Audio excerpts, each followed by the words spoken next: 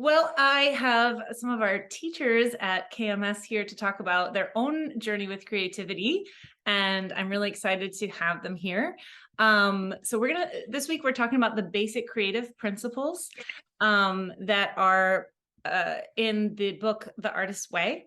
So for the listeners, it's stuff like life is pure creative energy and being creative is part of being human. So we're just here to get some feedback from these performing artists about how they feel about the principles. So what do you all think about some of these? What's your reaction to them? There's so many. It covers so much ground. I think the first thing that really resonated to me, as especially as like an educator who's striving to constantly be creative in the classroom, is the one that talks about being having like a safe space to grow into a more creative personality or more creative personhood. I think that's a huge part of what we all do. Is trying to create that space where we can be allowing ourselves and our students to be creative and where they feel safe enough to do that. I think of the times where I've learned the most when I was younger as a student and still as a student now. It's places where I have a lot of trust, I feel comfortable. The environment is promoting that sense of creativity in a lot of different ways. So I think that's a really important one that always sticks out to me. The safety, we have to feel safe. It's kind of like Maslow's hierarchy of needs. If you're not clothed, if you're not fed, if you're not all these things, you're not able to be functioning at these higher levels, quote unquote. So yeah. Yeah, I that one pops out to me as well too, which I think is really interesting. Does that pop out to either of you? And I did want to introduce you, Josiah DeNooyer, jazz piano, jazz orchestra director, whatever else you want to say about yourself. I love music. I play the drums too. Oh yeah, And that. yeah, probably play that a little more, but I also teach piano. Yeah, and I get to work with the beautiful high schoolers with the jazz orchestra, which is the best. So Cool. So we also have Allison and Zollie. Either of you want to pipe in on that one? Sure, I can go. Yeah. So the one that stuck out to me the most was number 5. As I create, it powerfully changes me and those around me. I've seen it happen with some of my students where their entire personalities change over like 6 months to a year. And I think it's because they're studying music, which is really cool. But I know in my opinion, as we are creative, we find out more about ourselves, and as we find out more about ourselves, we're able to relate to other people better. yeah. And as we relate to other people better, we're able to change the world literally by helping other people and by creating the world that you want to see, which is really, really powerful. And it starts with just being creative and being open with yourself. Mm-hmm. Yeah. That's Yeah. so beautiful, Allison. Thank you for saying all that. Mm-hmm. That's Allison Prost, by the way, who teaches voice, who's a professional opera singer or just professional singer. How do you go by it? It's mostly opera, so yeah, you can say opera. That is so beautiful.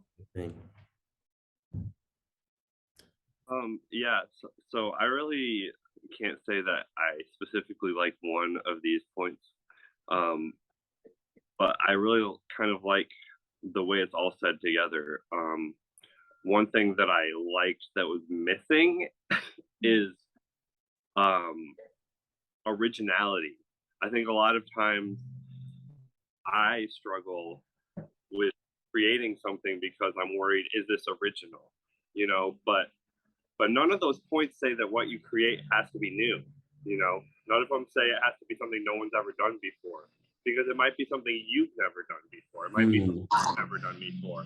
You know, if you think about it, how good would the world be if there was only one Toyota Corolla out there? We all have Toyota Corollas, right? So you can't just have one person make one Toyota Corolla. You could go make the exact same thing someone else made, but maybe there's no one in your town who's done it. Maybe there's no one in your family who's done it. Maybe you doing it is giving someone else access to this music, and because when I was younger, I used to always think that being creative meant I have to come up with a drum beat that's so different that no one's ever heard before. Mm. Like, if I'm to be a composer, it has to be new music, you know, and it can't be arrangement, and heaven forbid an exact cover, you know.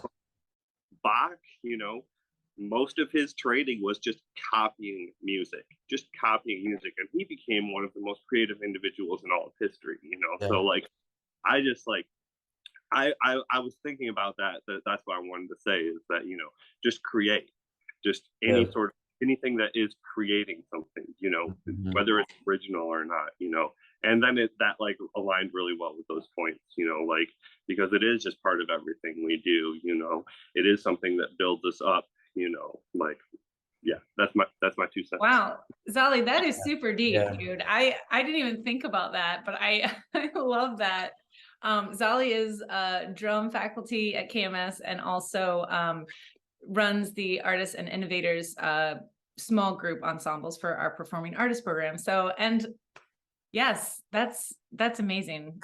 I love that. I think there's this period in all of our lives where we just kind of let ourselves, like, we give ourselves permission to like create whatever comes out versus it having to be something specific. I don't know, that happened with me for sure. Yeah, it's interesting too, because it's like you allow yourself to do that, but also sometimes it's really helpful to like limit yourself and be like, I have to do this.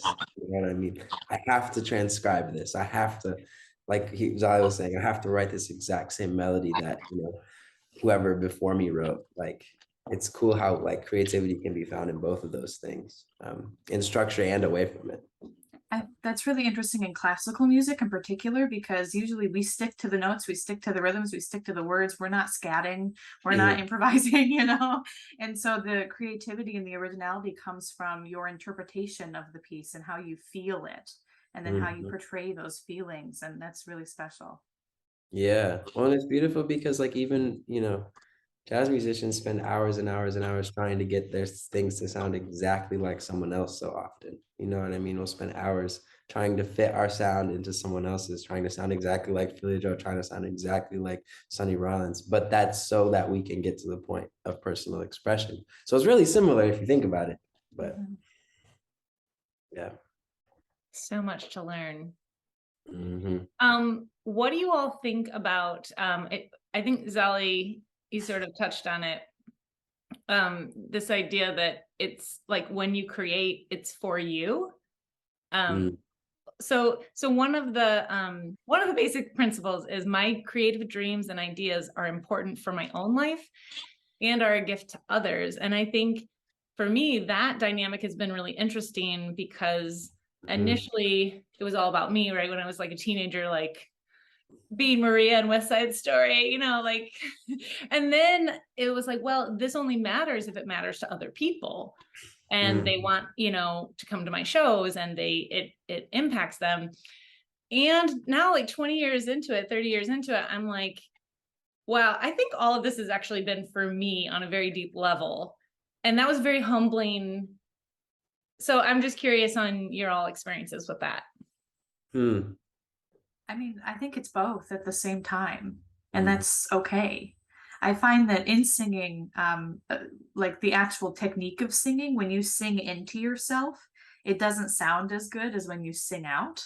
And so I talk to my students all the time about, you know, singing out to the audience, even though you're coming from your own personal interpretation and it's your voice that's for you, but it's also about sharing the sound with others and changing their lives at the same time, which is really, it's cool.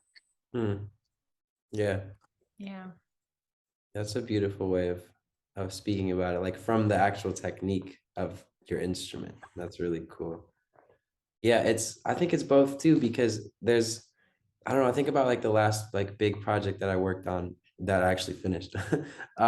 And like the whole point of it was to like bring a lot of different people together into the same creative space and into the same receiving that creative space. So it was like trying to cross like, okay, I want classical musicians to spend time with jazz musicians, and I want like there to be a lot of like racial and cultural mixing too, because I think that's important as we develop musically that we understand the traditions of different cultures and their practices. And so that was also still a personal motive too. It was like, I care about this personally, and I want to create something that reflects what I care about, but I also wanted to bring people together for the sake of everyone's enrichment. You know what I mean? So they kind of inform each other. You know what I mean? Like what Allison was saying. Yeah. And that's also that kind of second tier creativity, where you're curating. Mhm. It's like layered, which I'm really into that. Yeah, you do it well. I don't know what I'm doing right now, but thanks. We'll edit that out too. Cut. Zollie, anything to add there? Yeah, I really like what Allison was talking about, about voice, and like, the sound comes from, literally comes from within you, from a scientific perspective. Right. And the thing is like, me as a drummer, like I'm very close to that. Like I see drums and voice as like, or maybe more accurately, percussion and voice to be like the two most organic instruments, right? Because one, like the two most instinctual things you can do to make music is yell and bang on things. With you just bang on things, I could bang on a tree and sing, and then make a song. You know what I mean? Like no construction of anything involved. So yeah, beyond like coming up with music, writing music, doing anything that we view as creative, like the first like thing that I have to do with some of my students is just help them take space, like give them permission to take up space, like. And I think I mean, you both teach either voice or drums, so I'm sure you get this, or I think it's probably true with any music, but just like permission to create, like we talked, someone said at the beginning, like creating a safe space. I think that was actually, but yeah, just like making it a safe space, and even beyond making it a safe space, like almost like we need to make like a bubble of our own safe space that we carry along with us, so like anytime we're at the drum set, we make noise, and now it's our space, Mhm. and then also like also like teaching like what we create, also because we've created this space, it affects others. So now we want to create a nice space. When people enter our space, it's nice. Mm. Hmm. Yeah. There's nothing going off the cuff here. I think it's beautiful. Like, So one of the things that Julia Cameron talks about in The Artist Way is creativity and the creative force as sort of being a spiritual electricity. And it really gets into these things that are very hard to articulate. And of course, everyone has different experiences spiritually and viewpoints and all of that. So I'm just curious, like, when do you feel most connected to your creative spirit, if you will? yes, I love this question. I like this question too. I feel personally the most creative when I'm making music with other people, because I'm being creative, they're being creative, we're being creative together, and the creativity is bouncing. It's like an energy, like you said. And so a lot of times for me, that means either singing in a choir or singing with a collaborative pianist. And both of those things, it feels amazing to make music with other people, and the Yeah. creative ideas fly off the walls. Yeah, Yeah. absolutely. That's literally what I was gonna say, just in different musical contexts. Like when I'm improvising with other people and we're like all like truly, resonating on the same spiritual frequency, if you will, but like really in touch with each other's like sound, movements, breathing. Like that's, things will happen that have never happened before. You know what I mean? Things will happen that you didn't know you were capable of. And it's super, like it's funny because those things, it's hilarious to me because I've tried recording the things going into that, like putting the voice on my phone, like, okay, we're gonna improvise, it's gonna be beautiful. And then it's like never the same as when it just happens spontaneously and no one has any recollection really of what happened or any evidence that it happened. But it was like this beautiful, and you can all feel like there's this deep, I don't know, it's almost like feeling like truly seen, like just deeply wrapped in something.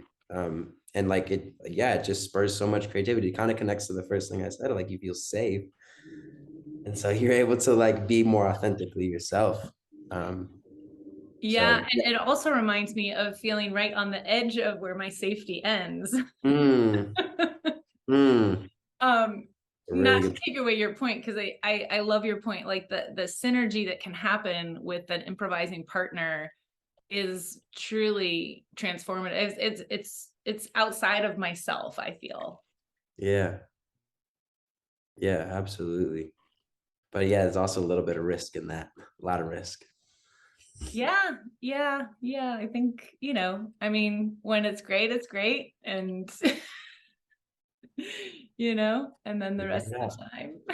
Work it out. Then I think the rest of the time I'm referring to is when you're not really in that synergy very deeply. Because Right. inherent in that synergy is just like a deep acceptance of everything that is happening, right? Mm, So it's almost like judgment is removed. yeah. Yeah, totally. Well, and like makes me think of like, sorry, really quick, I'm talking a lot. And I then was you're listening to Questlove has this dope podcast you should all listen to. It's called oh yeah. Questlove Supreme. I was listening to the one he does with Bobby McFerrin and his daughter Madison, and he was talking about he was in the middle of a concert. He was doing like his solo vocal stuff, like all improvised, just him making amazing sounds with his voice. And someone walked in like 20 minutes late and sat down, and the chair squeaked super loud, like in the middle of this dead quiet performance. And so Bobby squeaked back. And the guy was like, oh, squeak, squeak. And they had this whole dialogue with the squeaking noise that was then turned into a part of Bobby's improvised performance. And then he proceeded on from there, but it became part of the song. Like, just completely accepting everything that happens as a part of the music and a part of that creative process. That's what it made me think of, anyways. Yeah, analogies for life, maybe. I don't know.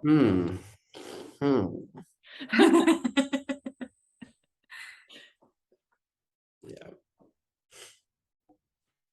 Yeah, I definitely, as a jazz player, I can relate to everything you just said a lot, but I don't know if for me that would be when I feel the most safe, because sometimes that's terrifying, and it depends on who I'm playing with. I've had experiences where I felt very unsafe to create, in the exact same scenario. I don't know, like I feel like I feel most safe when I'm by myself. Mm. Like, because I need to I need to be able to create things that no one's going to see. So that I can decide what I want to create that other people are going to see. So I need that safety, like, and I'm thinking more than just playing, like for like writing music or like coming up with arrangements, you know what I mean? You know, because I'm always like, sometimes you have to like force it. Like I'll either be like practicing creating something where I'm just like putting notes into my computer and I know these are not going to go anywhere. I'm just like, I have physically put notes on a page today, like just practicing actually the act of creating something, but then sometimes like, just like alone 2 a.m. at my computer and all of a sudden like I get an idea and I'm just like going till 5 a.m. and I've just put down 3 hours of like the most like densely creative time, where I'm like I like finish it. I'm like, I've basically planned out the whole tune here. Like like so like that's when I feel like the most safe to do anything, where I can create anything. Yeah.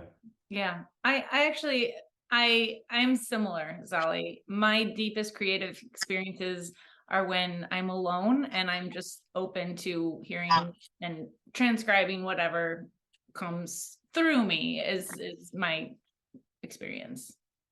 So I totally get that. Yeah. And of course I want everyone to hear it and love it, but That's a bonus. That remains to be seen. So just to wrap up, if you all have anything specific you want to share, feel free. But I have one last question too. Go for it. Okay, so my question for each of you is, how would you what encouragement would you give to a person of any age who feels afraid to be creative? Mm-hmm. Yeah, that's a good question. That's a really good question. I think of some advice that I give to my students all the time, which is that the best mindset to be in when you're singing is to not give a crap, which is a really hard place to find. But if you can get yourself to the point of whatever's about to come out of my mouth, that's what's coming out, and that's it. And that's fine. Whatever comes out is going to be fine. If you can I get couldn't yourself agree to that more. place, yeah, it's really powerful to be judgment free, and then you can judge it after. But Mhm. when you're creating, if you can be judgment free, that's the best place to be in. Yeah, Totally. also Yeah. sorry, my kitty is all over me right now. That's okay. Zoom cats. Yeah, Write a song It's- about it. Right. Crazy cats. That's interesting. I guess I approached that from a more, it sounds like you're kind of approaching it from let it happen and then don't judge it when it's happening, right?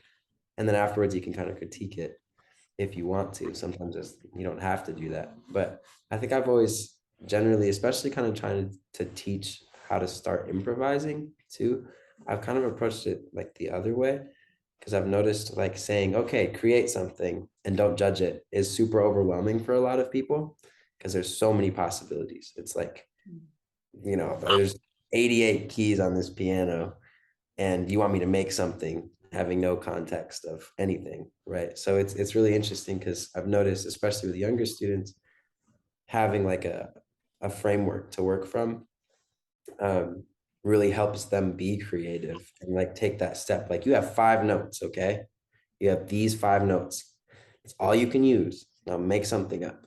Like the response and like the actual interest in doing that was like so much more successful, I guess, if you could say that, or so much more like involved on the student's part when it was specific. And it was like still the same thing that you're saying of there's nothing wrong you can play, but having a very specific set of things, or you can only use quarter notes or whatever, there's a lot of different ways to maneuver that.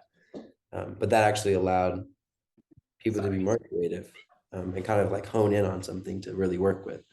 So it's interesting. I think that makes a ton of sense, Josiah. So your advice to someone would be figure out how to bite size it or limit yourself. Yeah, exactly. Yeah, like figure out find something small that you like, it's like, or just even just say I'm only gonna use 4 notes. I'm only gonna use this rhythm, right? Find something really simple. I'm gonna use the same rhythm as Call Me Maybe, but I'm just gonna use different notes, right? Something super, super ingrained in you, something super simple. And then it just opens up stuff for you. Yeah. Zollie, what advice would you give someone who is afraid to be creative or go to that next level of creativity? I have probably like two main things that I would choose depending on the student situation. One thing is the taking up space thing again. Like especially if it's a very, very early beginner, like I'll just make them play as loud and as fast as they can. I'll be like, louder, faster, make noise. Come on, let's go. Do you have your earplugs? Come on. Like, because the thing is like, once they've hit that max, then anything else we do is going to be less than that, and now they've been given permission to bash. I want you to bash. Like I want all my students to bash at first. We'll tone it down later. So for some students, I think the solution is to just make some noise, you know, kind of more like Allison's approach. But then also I think for some students, especially older ones, maybe some that have some experience but don't know how to be an artist, you know, then you know, I would say start small, you know, don't try to write a song, you know, maybe, you know, try to write like a cool little diddly, you know, one little lick, you know, maybe find a chord you like and be like, you know, don't even give it a name. Find 3 notes that you like the way they sound together. You know what I mean? Come up. So create like a small like little assignment for yourself or something, you know, like but you know, keep it simple, like start small and work your way up, you know, just like we do with everything else we do learning music. Every single thing, it's always start small and work your way up. With creativity, you know, writing music, coming up with things on your own, it's the exact same way. So start small and don't give a crap. Amen. Synthesizing ideas. Yeah. Awesome. Well, thank you guys so much for doing this. I really appreciate having your input and just being able to share who you are more deeply with the students and the wider community. So Yeah. Of course. Thanks for having us. Yeah, it was a lot of fun. Thank you. My pleasure. I hope to do it more. Yes. Get done Absolutely. painting bedrooms and can